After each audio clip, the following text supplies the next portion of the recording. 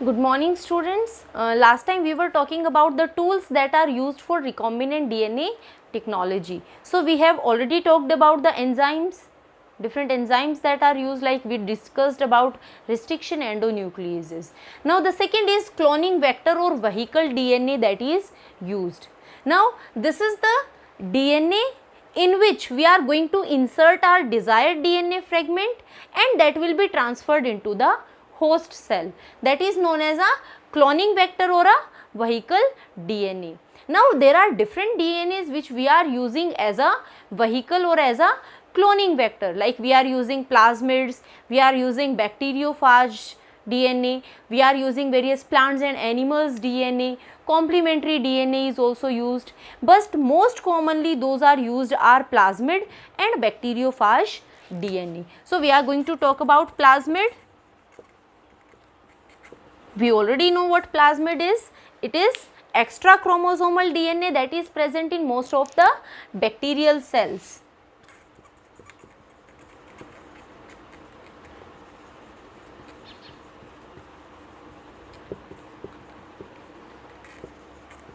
And it is not necessary for the survival of bacteria, but it is providing some extra advantages to the bacteria, like it is having various antibiotic resistant genes,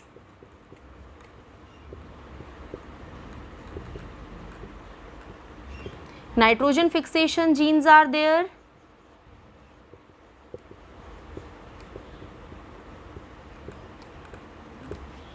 so some extra advantages are provided by these plasmids. They are again circular, so single circular DNA is there,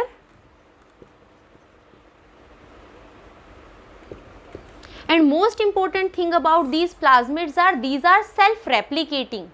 They are not dependent with the chromosomal DNA of bacteria. So self-replication is there.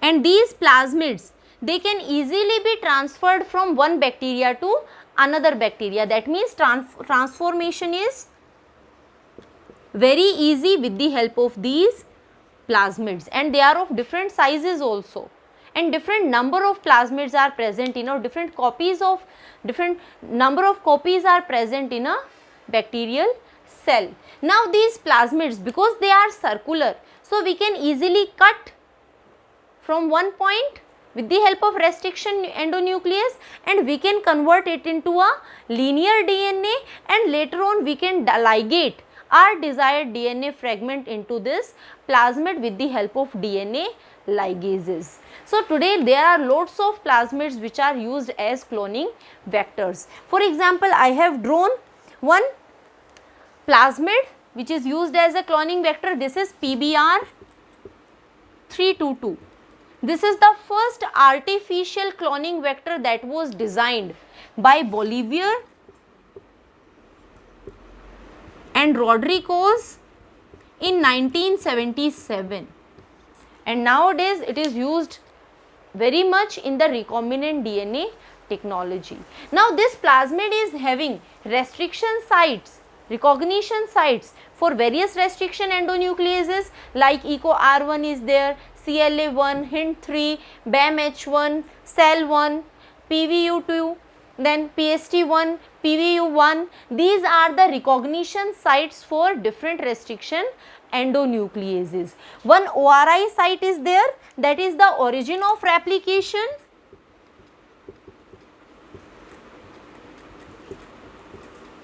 From which from this point replication of plasmid is going to start.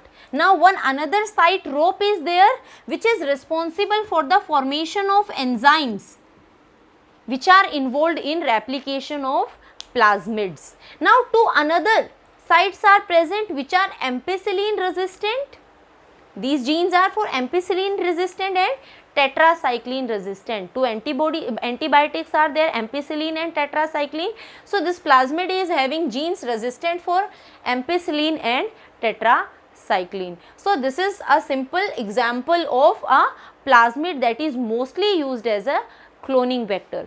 If we talk about the nomenclature that is given to this plasmid, then the P word that stands for plasmid, B stands for Bolivar and R stands for Rodriguez. This is how the name is given to this plasmid. Now the second type of cloning vector that is generally used is a bacteriophage vector.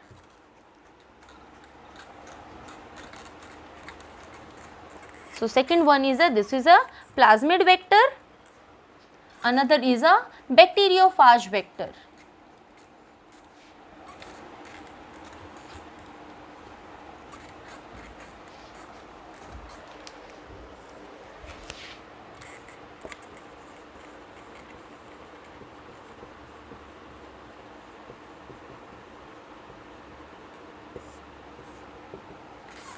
Now we know about bacteriophages. These are the viruses which are going to infect the bacterial cells. What these viruses are going to do? They are going to insert their DNA inside the bacterial cells, and that DNA will be going to integrate with the bacterial genome.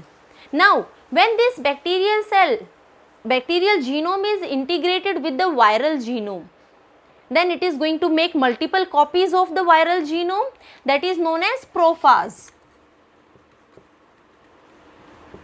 So in prophage, the viral genome is associated with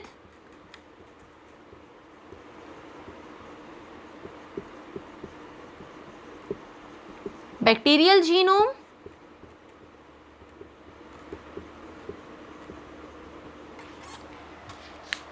From here, the viruses are going to form their proteins envelope and they are going to form new virus. They are going to assemble together and form new viruses, and finally this is leading to bursting of bacterial cell, and after bursting of bacterial cells, lots of viruses are going to come out, and these viruses which are going to come out, they are going to affect the nearby cells.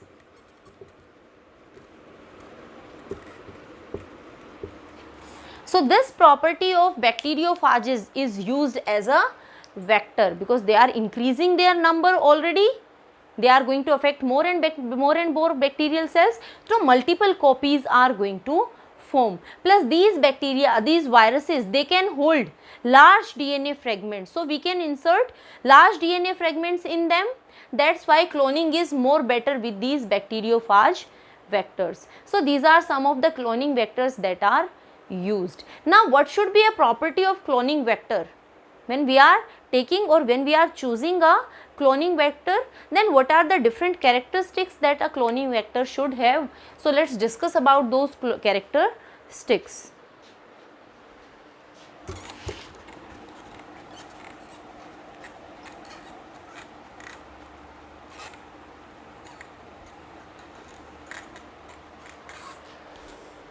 So features of cloning vector.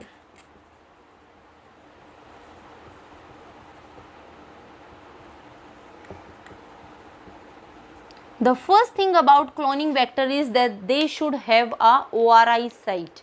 Origin of replication should be present.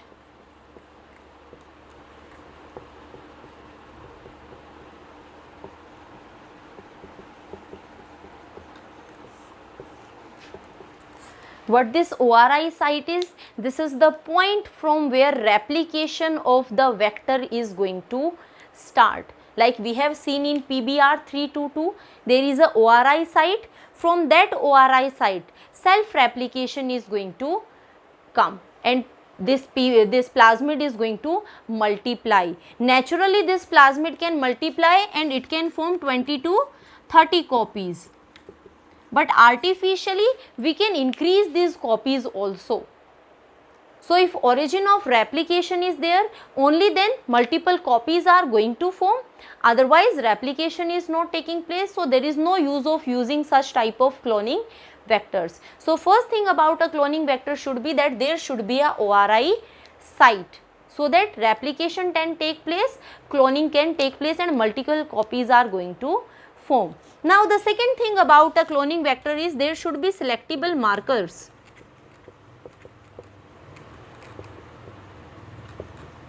What these selectable markers are? These are the genes, or you can say specific regions, that are present in a cloning vector that are helping us to separate or to distinguish between the transformants and the non-transformants. We are transforming a say we are talking about a bacterial cell, the host is a bacterial cell.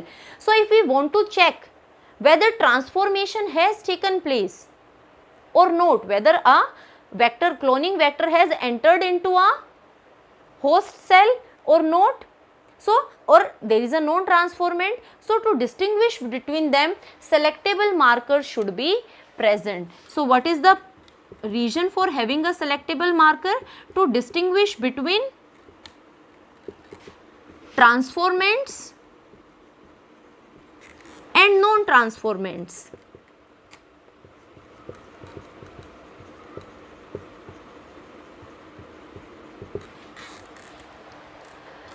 Most of the time, many of the times, antibiotic resistant genes that are present in the cloning vector, they are used as selectable markers.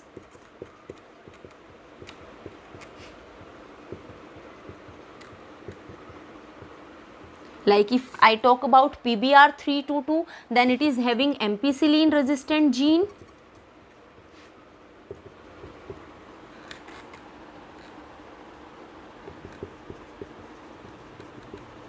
Tetracycline resistant gene. In some of the vectors, chloroamphelicol resistant genes are also there.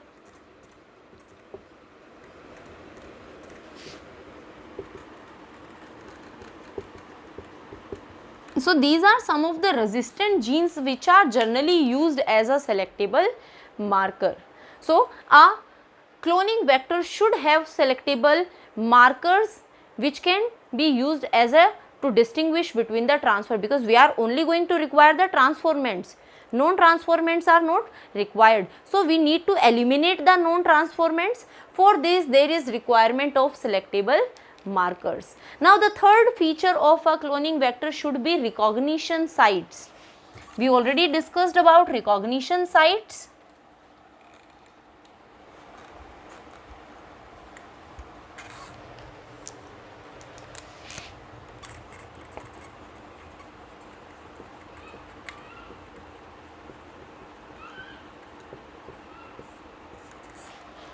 These are the sites which are being recognized by restriction endonucleases.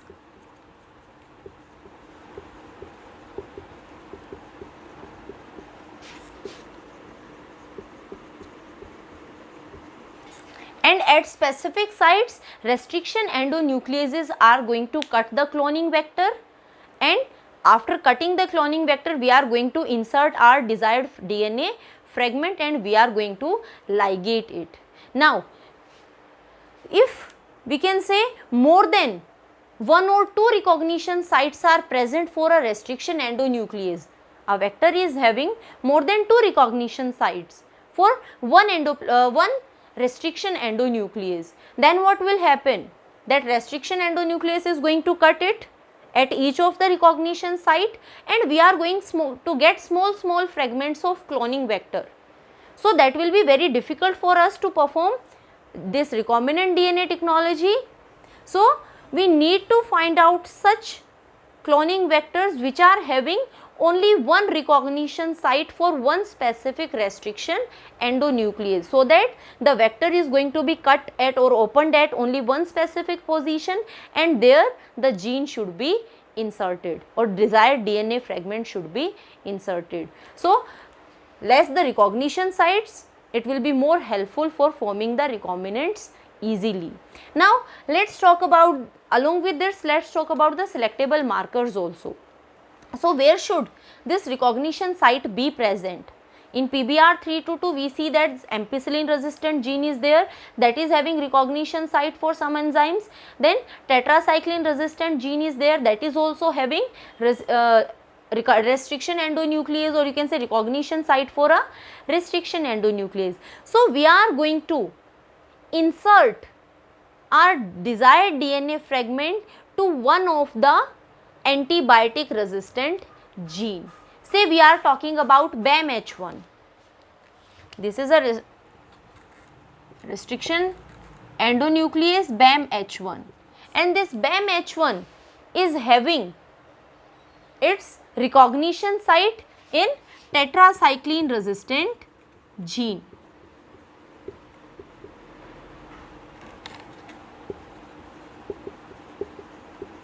So what this BAMH1 is going to do? This BAMH1 is going to, say I am making a superficial, so this was the vector, cloning vector, over here tetracycline resistant gene was present, and someone over here BAMH1 site was present.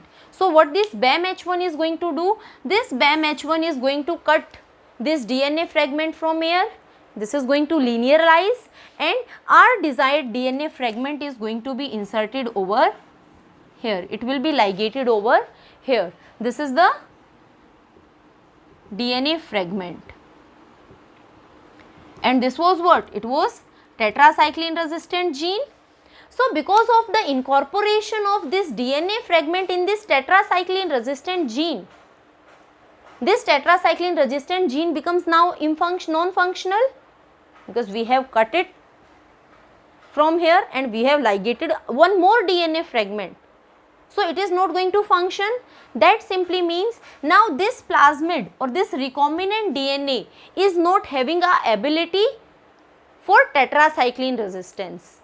It has lost the ability of tetracycline resistant, but still it is resistant to one more antibiotic, because over here ampicillin resistant gene is there.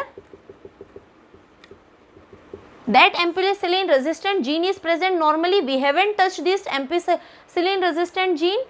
So this recombinant DNA should be resistant for ampicillin, but it should be not resistant for tetracycline after recombinant is properly formed. So now what we are going to do? We are going to grow. Now this is going to be inserted into a host. This recombinant DNA will be transferred into a host cell. Now we are going to grow. Say this was a bacterial cell on ampicillin resistant, ampicillin medium. When we are going to grow these bacterial cells on ampicillin medium, they are having ampicillin resistant gene. So here the bacteria are going to survive.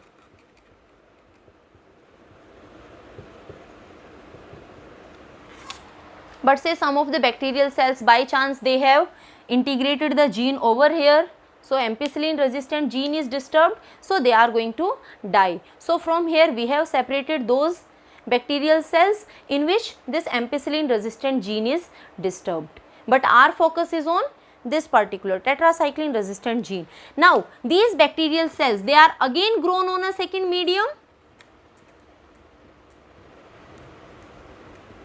that is containing tetracycline. Now what will happen? Now the transformants, they are going to die in presence of tetracycline, because their tetracycline resistant gene is not functioning. So transformants are going to die, and non-transformants,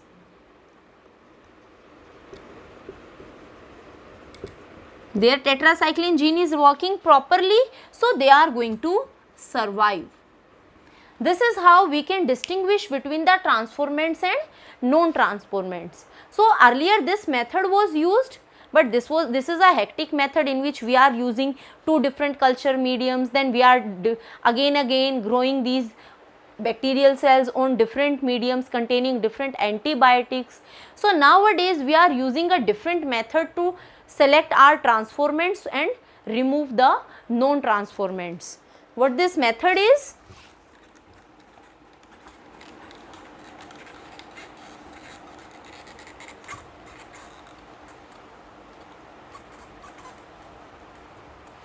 What we are going to do over here is that in the second method that is most commonly used nowadays, there is insertion of DNA fragment on the site that is coding for an enzyme beta galactosidase. So the gene that is coding for beta galactosidase, in that particular gene the foreign DNA is inserted. Now what happens with this? Basically in the medium which we are going to grow the bacterial cells, we provide a chromogenic substrate.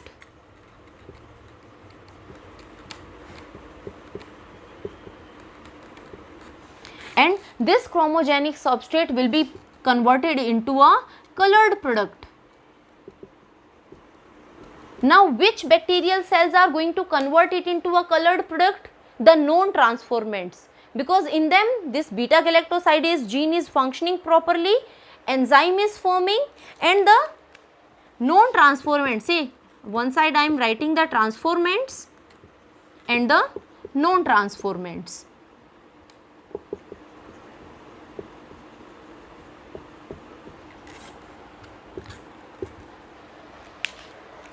When these bacterial cells, they are grown in a medium that is containing this chromogenic substrate, then these transformants, they are not going to produce any color. No color will be produced. Reason? Because the foreign DNA is inserted in between this gene, beta galactosidase gene. So this enzyme is not going to form and this reaction is not going to happen. So here no color is going to occur, while the known transformants, they are having this beta galactosidase gene which is properly functioning, then they are going to convert this chromogenic substrate, colorless chromogenic substrate, into a colored product. So here we will see that blue color is obtained. So the known transformants are going to give us blue color because of the presence of this chromogenic substrate, and the transformants are not going to give any color. So that is the most easy method with the help of which we can easily distinguish between the transformants and the known transformants, and this method is known as insertional inactivation, because by insertion we are inactivating a particular gene. Inactivation. So with the insertion of foreign DNA or desired DNA fragment, we have inactivated this beta galactosidase gene. That's why it is known as insertional inactivation. So this is about the recognition site. Now this next feature of a cloning vector is that these cloning vectors, they should affect the plants and animals also. We can insert them in plants and animals as well.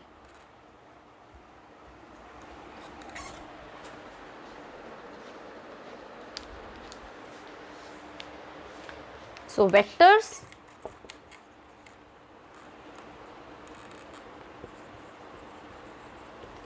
for cloning genes in plants and animals.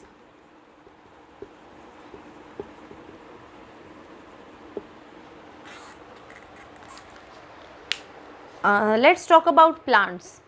In most of the plants which are having broad leaves plants like cotton is there, soya bean is there, tomato is there. So there are lots of plants which are being affected by a bacterium named Agrobacterium tumefaciens.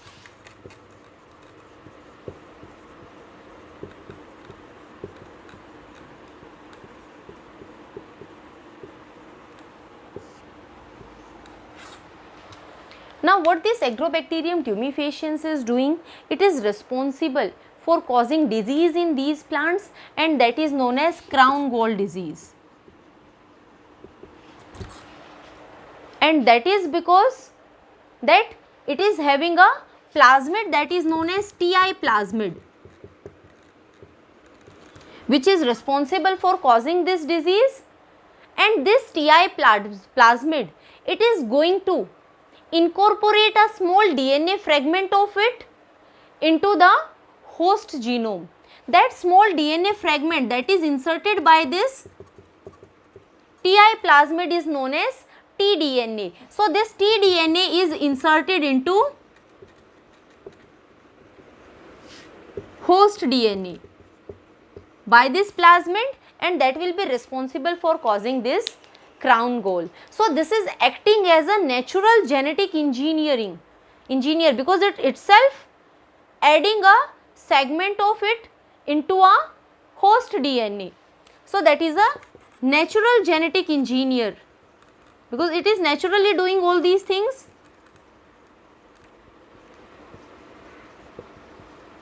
And because of this property of Agrobacterium tumefaciens, scientists are using them for transferring DNA fragments into various plant cells. Now they are going to remove that part of the plasmid that is responsible for crown gall. Now that is going to be, you can say, non-pathogenic. It is not going to cause disease, but it is going to transfer a DNA fragment into the plant host DNA, or you can say plant cell DNA. So that's how this is used as a cloning vector for plants. So these are some of the features of cloning vector.